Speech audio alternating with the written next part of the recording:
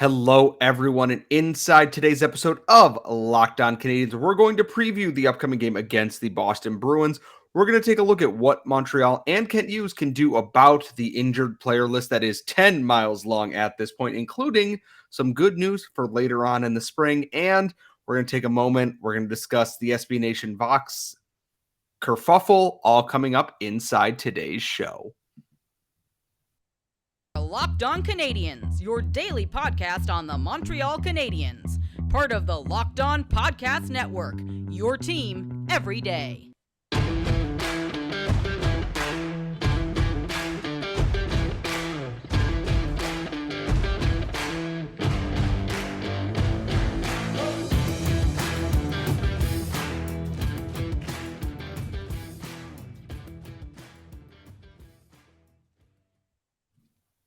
Hello, everyone, and welcome to episode 771 of Locked On Canadiens. This episode is brought to you by FanDuel Sportsbook, the official sportsbook of Locked On. Make every moment more. Visit FanDuel.com/LockedOn today to get started. I am one of your hosts. I am Scott Matlin. I'm joined, as always, by the active stick, Laura Saba. And as always, if you are listening to us wherever you get your podcasts, thank you for subscribing. You can find us free and daily wherever you get your podcasts. If you are watching us on YouTube, thank you so much for subscribing. Make sure you ring the bell to get notified every time we post a brand new episode. I go live to eat something horrific and scarring that makes my girlfriend quite scared for what she got herself into. And before I turn the show over to my host in a second, I have to thank her for handling Sunday's episode. Not only did I get to witness the Buffalo Bills lose in person in the snow and freezing cold while trying to cope with the fact that I've lost my writing job as of right now, I have to thank Laura for managing that show and taking that across for me here. So, Laura, I am going to turn it over to you. How are you feeling today? I'm doing great. I am feeling, obviously, like most Habs fans that have any kind of, that consume any of our content on the internet, sort of the demise of of one of the biggest communities where I started really making my name as a hockey writer, as a Habs writer. And that's the reason that we know each other. That's the reason that we are the ones that host this show. I mean, Locked On found us largely due to our work on Habs Eyes on the Prize. So I do feel like the loss is along with the rest of the Habs community. But I know we're going to talk a little bit about that later on and how, some of the great content that's on there and hopefully the way that you might be able to migrate it somewhere else because it is valuable content for Habs fans. And we'll talk about that a little bit later because there's so many things going on in Habs land right now. Yeah, and I want to give people, we're going to give them the Habs content they want from us every single day, and then they don't have to listen to me talk about the whole SB Nation Vox thing if they don't want to, because I understand it has been everywhere at this point. The Montreal Canadiens, and I wasn't on the podcast to say this, defeated the Toronto Maple Leafs in overtime on Saturday night, which was hilarious to everyone who isn't a Leafs fan. The biggest thing about all of this is that now they have another rivalry game. It is the Boston Bruins, and the Boston Bruins, despite us not really wanting to say this, are very, very good this year. And not just like, oh, they're going to make the playoffs. Like, we're talking, late 90s Bulls, last dance kind of good for Patrice Bergeron and David Krejci and a whole bunch of other players. Just a scary good team under Jim Montgomery. And I got to be honest, I'm a little afraid for the Canadiens in this game because, yeah, Toronto's good, but Toronto doesn't always have it between the ears.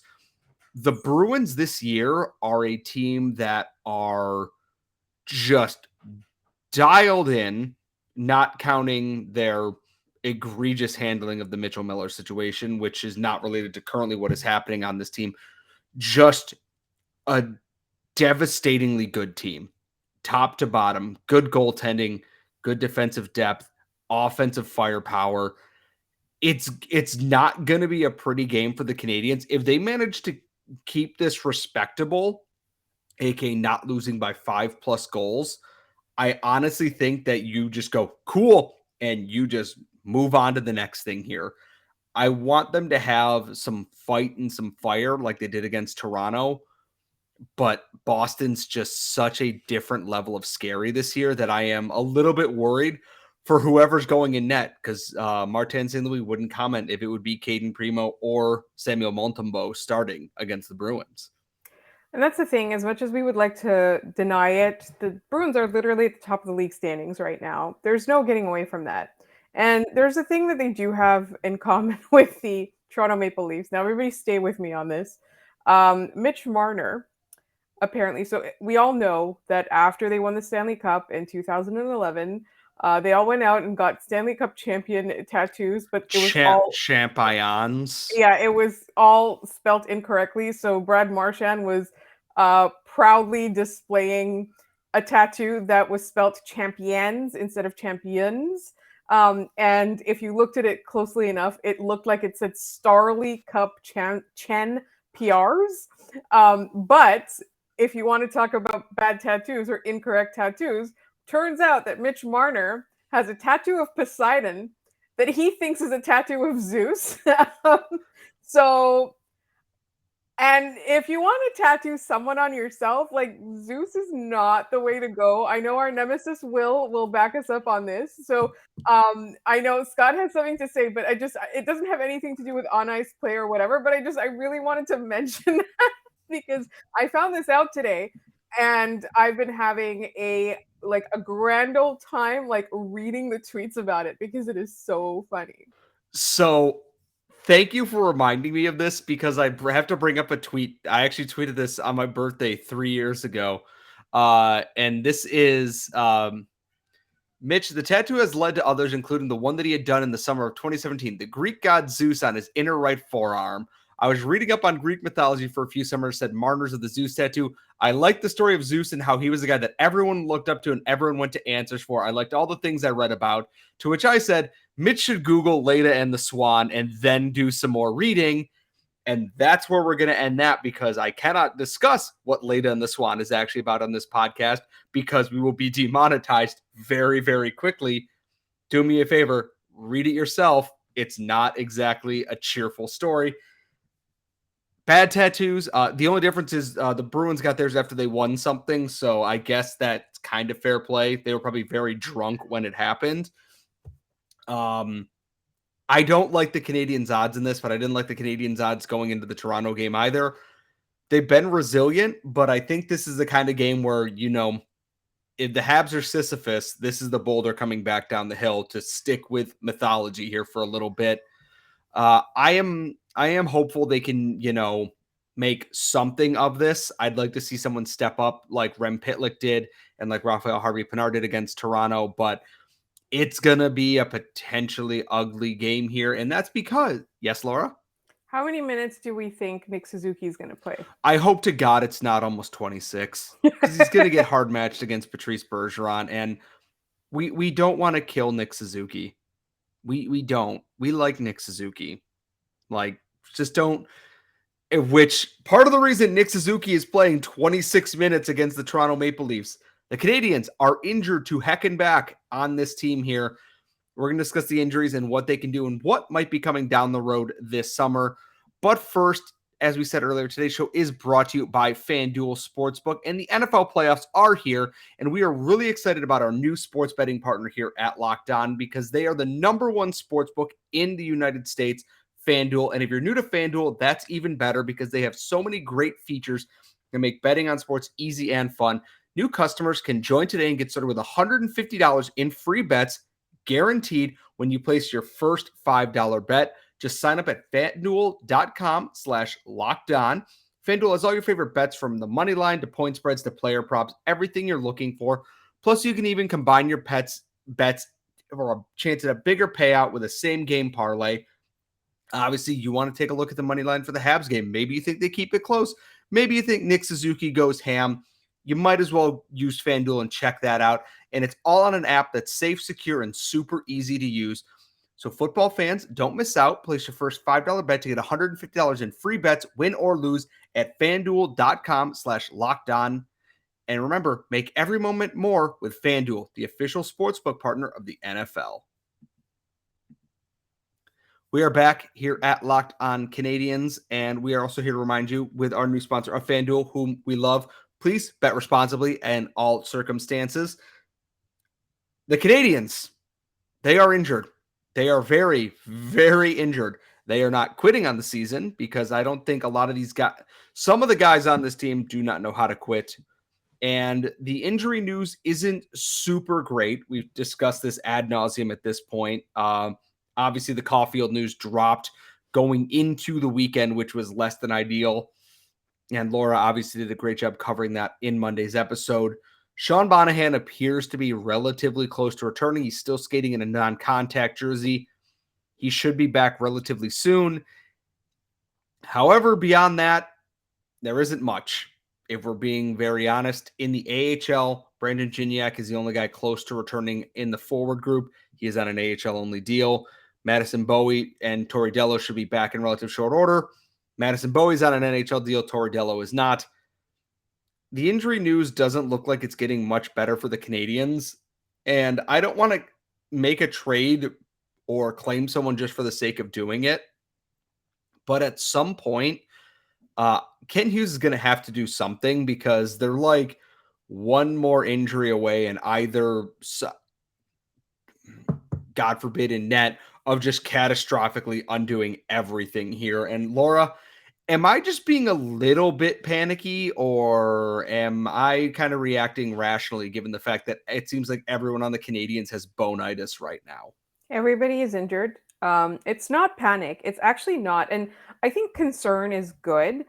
I think concern is a good word to use, sorry, for what's going on right now, because like we are as a fan base, as a community, expressing concern about how the Canadiens have been handling injuries of late. There's so many man games lost to injury.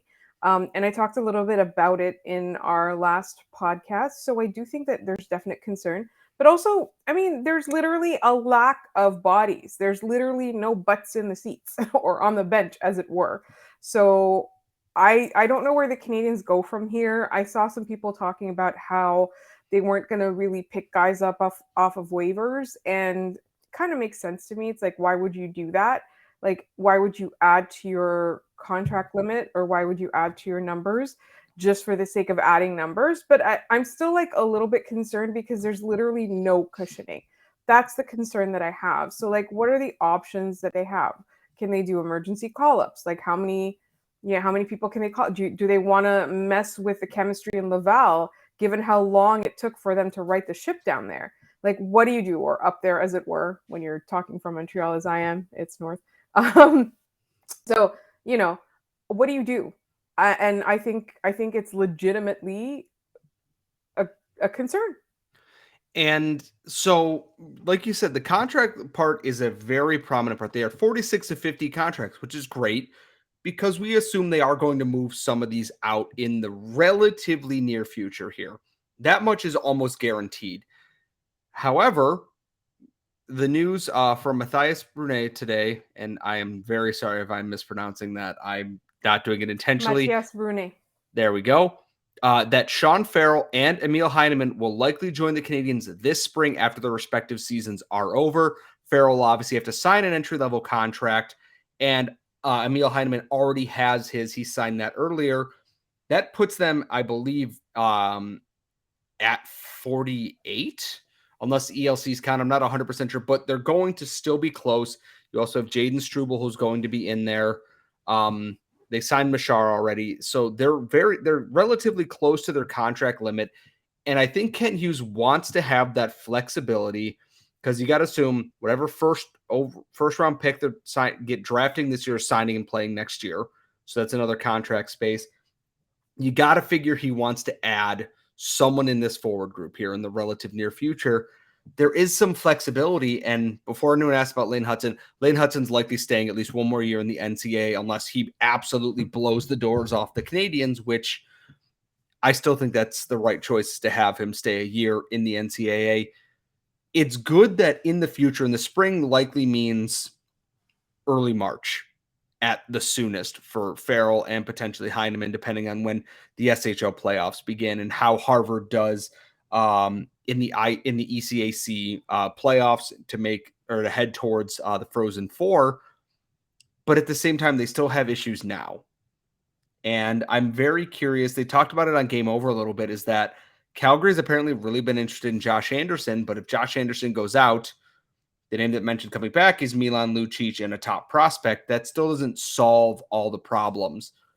The biggest thing I think the Canadians are going to have to ask for is that if they are trading one of their premium assets, they got to get NHL bodies back in here. And I do wonder if before too long, if they grab someone off of waivers, if they're just waiting for the right person. We talked about Ellie Tolvanen during the last mailbag episode, and that, yeah, now, of course, claim him. That makes perfect sense.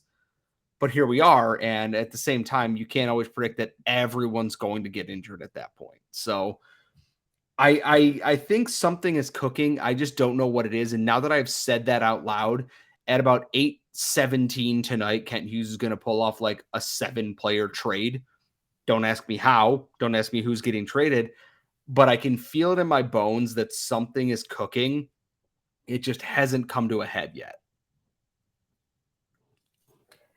And that's the thing. It's like, he's not going to be tipping his hand before he gets what he wants. But I do think that I shook my head at Milan Lucic, but I don't think it's unreasonable for the Canadians to take a contract off people's hands to clear some cap space, particularly teams that might be headed towards the playoffs and they want to get rid of some dead weight and they want to add on a rental or whatever. You can kind of like play musical chairs with that.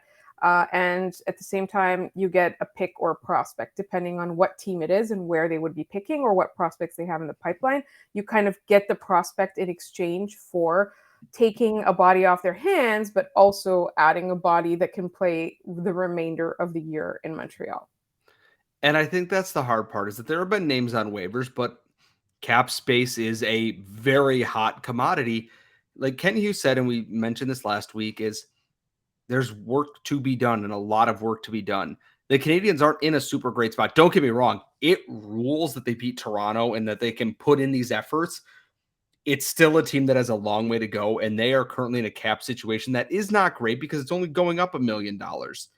Yeah, it's $1 million, but you have big offseason contracts and you had ambitions for trading here. And I'm very curious how Kent Hughes navigates this because, like I said, they're one injury away, and I have my own feelings about Kirby Dach that I think he's playing injured after Radko Gudas tried to knee him, but a lot like Caulfield, it's not serious enough for him to miss time, and I very much hope I'm wrong because there's not much left to recall at this point that's going to help the Canadians, and that's just a third piece of maybe this year will be better and we'll get to see these young guys thrive. That's just going to go out the window, but we're going to kind of shift things off from here into a little bit of a personal segment, but that's all going to be coming up in our next segment. But first, also one of our sponsors today is the folks at Athletic Greens. It is a product that I use every morning because it helps to kickstart my morning because it's full of B vitamins, super pills, or super probiotics, all those things that help you get your morning started, give you that boost of energy and help you start your day. Athletic Greens is lifestyle friendly, so if you are vegan, dairy-free, or gluten-free, you can take this without having to worry about that.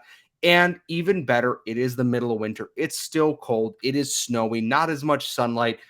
If you sign up today for Athletic Greens, you're going to get a year's supply of vitamin D to help boost your immune system and your energy during those long winter months. And it's got over 7,000 five-star reviews. It's recommended by professional athletes and leading health experts. It has everything that you are looking for. So right now, it's time to reclaim your health and arm your immune system with convenient daily nutrition. Just one scoop in a cup of water every day. That's it. No need for a million different pills and supplements to look out for your health. And to make it even easier, Athletic Greens is going to give you a free 1-year supply of immune-supporting vitamin D and 5 free travel packs with your first purchase. All you have to do is visit athleticgreens.com/NHL Network. Again, that is athleticgreens.com/NHL Network to take ownership over your health and pick up the ultimate daily nutritional insurance. We are back here at Locked On Canadiens, and to shift from the injury discourse, we're going to take this kind of in a personal route. I know Laura touched on this in her 3 Up, 3 Down segment, and I know a lot of you have seen this all over Twitter. They talked about it on Game Over Montreal, and I'm sure this will not be the last we hear of this. For those who might be unaware, who just aren't as chronically online as some of us are, as of Friday, when I found this news out, Vox Media, who is the parent company that oversees SB Nation and all these other sites, and obviously SB Nation, and breaking that down into the umbrellas of NHL, NFL, NBA, all that stuff, made a whole bunch of layoffs and payroll cuts last Friday. And there are just 6 NHL sites left at this point. Habs Eyes on the Prize, where obviously a lot of you know that I have written for almost a decade at this point. It would have been a decade in September, will be demonetized starting March 1st at 12:01 a.m. February 28th will be the last day that our site is given funding to operate, and that also then pays out to our writers and everything, which means as it stands right now, Habs Eyes on the Prize will be coming to a potential end. We'll touch on what's that in a little bit here. I want to say I've had a very huge range of emotions with this. Laura and I were talking before the show, and at the start of the show is, without Habs Eyes on the Prize, the active stick is not grown into the hockey community the way that she has been, into such a prominent role that, hosting SiriusXM and doing all this work, and now part of Locked On Canadiens, one of the biggest part of Locked On Canadiens. I don't get that same platform to break in. I didn't have any journalism experience. I didn't know anything about writing. I was doing it for college credit. And Locked On Canadiens would not be the same had it not been for that site to give us that platform to launch ourselves into. And this isn't just a pity party for myself. It sucks. Don't get me wrong. It shook me to my core so badly I thought I needed to go to the hospital because my body was in shock on Friday night. But it's for a lot of different people. Some people, like, I've only been working here a couple of weeks and now I find out I'm getting laid off. Like, it's a huge launching pad for so many people. And you see the outpouring from a lot of other media personalities in other markets across the NHL. They know the importance of this because they were there at one point, whether it be at SB Nation or beyond, and that will be going away. And yeah, there are 6 sites left that are being monetized and regulated and whatever. It's only a matter of time at this point. Even the people who are left know that sort of Damocles is hanging right above all of this. Your outpouring of support and well wishes has been really, really beyond words. It's been a very emotional weekend across the board.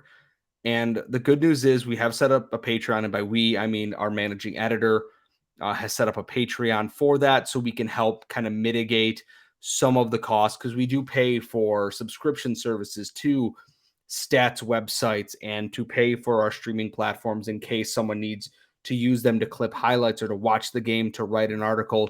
We have that available to us.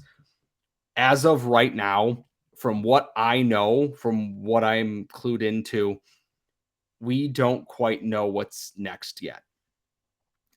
We are hoping before that 12:01 a.m. thing rolls around on March 1st that we will have something brand new to show you all. As of right now, I do not know what it is. We are not going to go down quietly with this. I can tell you that we are not the only site that is absolutely furious. Across the board, there have been people that we sulked for a couple of hours, and then it was right back to work to figure out how we can survive and come back, because we know that our hockey communities rely on our daily stuff that they can't always get from mainstream people and everything else. We want to be there for the people who were there for us too. Our communities are important to us as we are to them. And we're making sure that we're going to give it every chance we got to keep this going. I don't know what that step is quite yet. So I just want to touch on a couple things. One is the coverage there. So one of the things that Habs Eyes on the Prize was able to do, which is kind of unique to blogs really, but Habs Eyes on the Prize was really good at this, is covering hockey from all kinds of angles. It's not simply just a game recap. It's not simply just a daily aggregation of all the links that are out there talking about the Habs or hockey or whatever. And I got to tell you, as a former writer, the daily links post was my least favorite assignment. But every day, it's where everybody congregates to talk about things, right? That's the first post of the day. That's where people come in and say hello. That's where people have made friends. That's where I've made friends. I've gotten, so much out of that site. But that, like, the daily links is not it's the meeting point for everybody. But if you just think about, after a game, there's a next day recap, but there's also a top 6 minutes. There's also a bottom 6 minutes. There's also, this is just for a single game. There's a game day thread where you can hang out, and it's so populated that there's multiple ones of them in a single game, right? Like, that's how much this means to the community. Everybody hangs out there. Like, as a Habs fan, like, I have been a Habs fan for over 20 years now, and I have been a nerd for, much, much longer than that. I'm not going to tell you how old I actually am, but I've been a nerd for a very long time. And so I've been on all kinds of iterations of the internet, sites that have changed names, sites that have disappeared, message boards, the comment sections, Twitter, my own blog.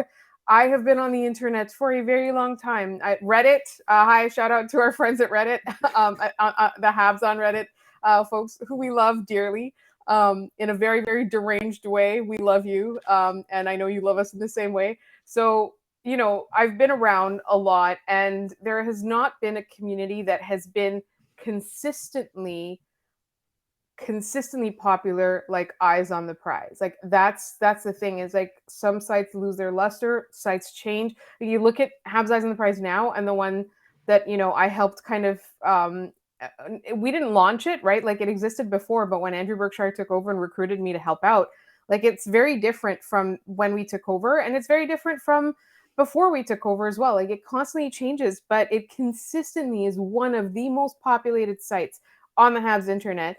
And that's content that should continue. I mean, for me, I saw this, a lot of people were talking about, like, that top 25 under 25 alone is worth it. The depth chart on Habs Eyes on the Prize alone is worth it. The quality of content, whether you're talking about analytics, whether you're talking about prospect reports, scouting, columns, humor, podcasts, multiple podcasts, like, there's so much at Eyes on the Prize that you literally cannot get anywhere else. And I mean, for me, I take credit for launching Top 6 minutes. It was my idea. It was my baby. It was actually the one thing that I did every night for a while before it started getting parceled out and assigned to other people in addition to myself. And I did monthly columns or weekly columns. I don't even remember. Like, there have been so many iterations. And so I was very, very responsible for columns like opinions and humor and kind of the lighthearted nature of it. But at the very same time, there was in-depth analytical assessments of the game. And so I can't imagine anywhere else where you can get so many things. And, on this podcast, we try to provide something for everybody, right? We try to be lighthearted sometimes. We talk about social issues. We talk about on the ice. We talk about analytics. We talk about everything. We talk about news. But we can't do it as comprehensively as a website like Eyes on the Prize can do. So if you can, please support that Patreon, because these are not just my friends. These are people whose livelihoods depend on this. And as fans, like, I cannot think of, as particularly English language, because I haven't frequented all of the French language websites, but I cannot find anything that is consistently at this level of quality. And I think that is in itself, like, it's something that I'm very proud to have been associated with Eyes on the Prize in my past. And I'm very proud that my co-host is currently a contributor and an editor there. And whatever happens, like, I will be supportive of the site. If it continues, and I hope it does in whatever format it does, because I know there's good people behind it.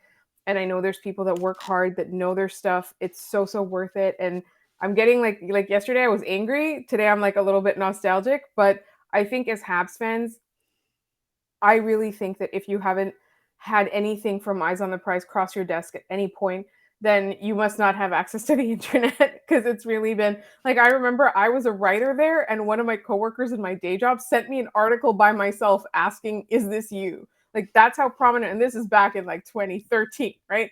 Like that's how prominent Eyes on the Prize was. Like it's literally like it's one of the places. And so if we can continue it, please help. Like I said yesterday, I donated to the Patreon. I've retweeted it multiple times. I'll constantly tweet it out, so that these people can get the site off the ground and pay their writers and have Eyes on the Prize for, or whatever name it's going to take, I don't know, for as long as possible. And like I said, I'm bad at asking for things, so like I will occasionally retweet that and everything, and we will share what we know coming up. Like I said, everyone who's reached out and offered support and an ear and everything else, thank you so much. It does mean a lot. We ain't going down without a fight, to be quite honest. And if you think you can take Eyes on the Prize away from the Canadiens fan base, you're an idiot. So, and that's the most family friendly thing I will say about all of this. The rest of it, you can just DM me and I will pay you, and you can get my thoughts for that. We are going to wrap up the show, though. As always, thank you for tuning in. You can follow us on Twitter at LO_Canadiens. Get us wherever you get your daily podcasts. Find us on YouTube. Subscribe, ring that bell so you get notified every time we have a new episode. Follow my co-host at The Active Stick. Follow myself at Scott Matla, and we will see you all next time.